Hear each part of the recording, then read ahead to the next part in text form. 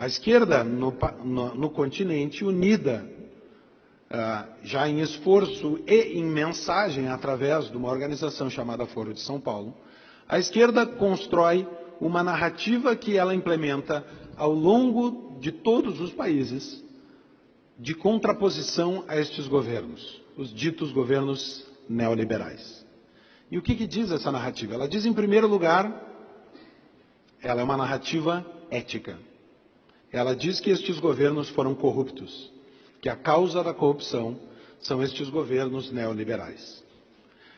O segundo aspecto dessa narrativa, e podemos falar claramente, todos sabem a quantidade de acusações que foram feitas ao governo Fernando Henrique, a Menem na Argentina. Nesse sentido, o Chile foi diferente, porque iniciou a sua abertura econômica antes da abertura política, mas a verdade é que os primeiros governos que foram eleitos depois desta reabertura do fim dos governos militares foram, em grande parte, acusados de corruptos. Então havia uma acusação de corrupção, acusação ética. Em segundo lugar, a esquerda construiu uma narrativa econômica, de que estes governos haviam empobrecido as suas nações, ou ao menos não haviam conseguido retirar as pessoas da miséria. Todos talvez lembrem de uma propaganda do Partido dos Trabalhadores no Brasil, em que um sujeito caminhando na rua passava por um morador de rua e se compadecia. E a propaganda era mais ou menos assim: se você também fica chateado ao ver isso, no fundo você também é um pouco PT. Era um apelo emocional ao argumento de que os governos anteriores não haviam conseguido resolver os problemas da pobreza. Então, o segundo aspecto, a segunda criação em resposta à onda anterior que a esquerda fez, é uma questão econômica. Vocês não cuidam dos pobres. Ética econômica, mas econômica. Não conseguiram gerar riqueza. A terceira acusação é uma acusação de ordem democrática, de ordem política. Eles diziam, estes governos são herdeiros da ditadura. Os seus partidos nasceram da ditadura, esse sujeito já estava no Congresso durante a ditadura e não sozinho conseguiu parar a ditadura, portanto, são filhotes da ditadura, essa é a expressão do Brasil. A narrativa que a esquerda criou, produziu, organizou e comunicou ao continente inteiro baseava-se em três aspectos. Um aspecto ético, eles são corruptos. Um aspecto econômico, eles não resolveram o problema da pobreza. E um aspecto democrático, eles não são democratas, eles são ditadores disfarçados. E com isso se produz uma nova onda, que é a onda da qual agora estamos assistindo os estertores. Produziu-se uma onda, a onda bolivariana. A onda de religação dessas esquerdas, de retomada de poder, como bem mencionaste, Brasil, Argentina, Paraguai, Equador, Venezuela, o que mais? O Chile, em certo grau. Em certo grau, é claro que há diferenças, o Álvaro Vargas Llosa gosta de dizer que há governos socialistas carnívoros e socialistas herbívoros. No fim das contas, socialistas são. Aos que são mais perigosos, e o caso venezuelano não nos deixa mentir. Pois bem, o que aconteceu quando tomaram o poder? Sob esses três aspectos. Sob o aspecto econômico, apesar da propaganda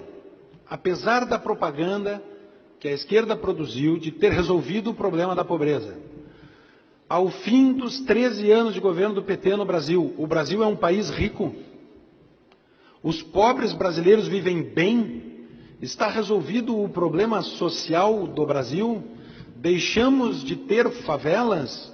Existe pleno emprego? As pessoas têm acesso aos bens de consumo? Me parece que não.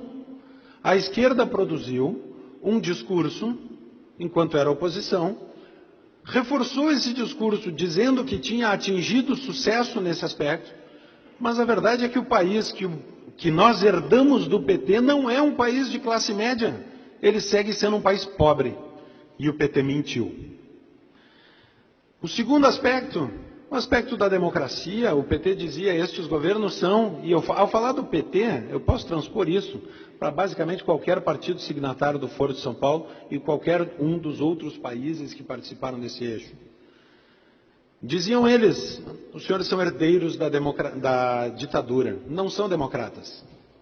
E o que fizeram estes partidos quando assumiram o poder? Defenderam Cuba, aproximaram-se da Venezuela, aproximaram-nos do Irã, tentaram regular a imprensa. Em alguns lugares conseguiram. O governo argentino escolheu como inimigo o Clarim. O da Venezuela começou com a RCTV, mas só começou. Há problemas de liberdade de imprensa em todos estes países. E aqui só não passou uma lei de controle social da mídia, que nós sabemos que não é controle social, é controle político exercido por membros de um partido. Só não passou porque o Congresso não permitiu, porque a intenção do governante, dos dois governantes lulopetistas, era tê-lo feito. O terceiro aspecto, o aspecto da corrupção, o que dizer? O que dizer? Estes governos que assumiram o poder dizendo que iam resolver o problema da pobreza, instaurar uma verdadeira democracia e acabar com a crise ética da corrupção, produziram a maior máquina de corrupção que o mundo já viu. O braço brasileiro das indústrias da construção, das empresas construtoras, Odebrecht, Camargo Correia, Andrade Gutierrez, OAS, Toyo Setal, foram o braço financeiro de integração que se pôs a serviço dessa mente bolivariana. A corrupção foi a marca não só no Brasil, mas ela é a marca que a esquerda produziu em seus governos. O Brasil doou a esses países amigos, através do BNDES, boa parte da riqueza dos brasileiros, o dinheiro dos impostos dos pobres que o PT disse que sempre defenderia. O PT traiu o Brasil. Estas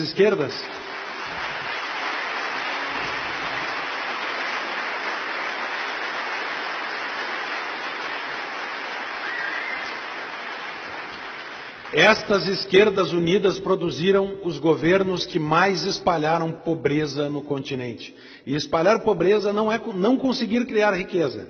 Espalhar pobreza é fazer um país rico tornar-se pobre, e isso a Argentina e a Venezuela podem ensinar como fazer. Devem nos ensinar o que não fazer.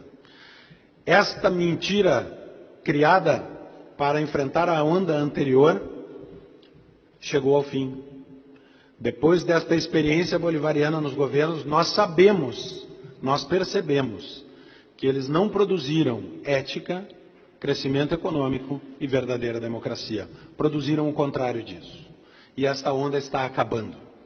Nada mais simbólico para o fim desta onda do que o presidente Lula preso.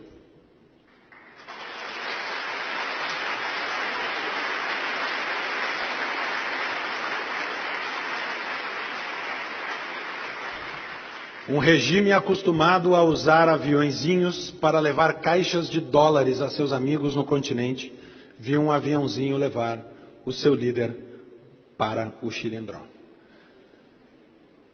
Inclusive com áudios muito interessantes gravados da torre de controle, que eu tenho certeza que a internet já nos permitiu conhecer. Chegará então uma nova onda. E é por isso, talvez, eu tomo emprestado essa frase, e acho que por isso, talvez, o Fórum da Liberdade, de forma tão feliz, escolheu a voz da mudança como seu lema. Esta nova onda ainda não está configurada. Não está dado o que vai acontecer. Dependerá do que nós faremos a partir de agora.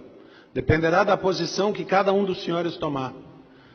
Esta mentira que produziu o bolivarianismo foi construída nos debates nas salas de aula, nas conversas nos bares, nas folhas da imprensa, nas ondas da rádio e da televisão, em todo o espaço de debate público se construiu esta onda.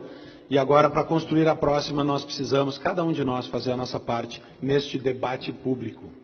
E que seja, finalmente, a primeira onda da América Latina que consiga produzir uma economia livre, porque é isso que acaba com a pobreza. Uma democracia onde há liberdade de expressão e não a opressão do politicamente correto que querem nos impor. E, por fim, um sistema ético. Um sistema ético é um Estado de direito que coloca as leis acima dos governantes e não os governantes acima da lei. E que os põe, quando descumprem a lei, no lugar que merecem, que é a cadeia. Muito obrigado.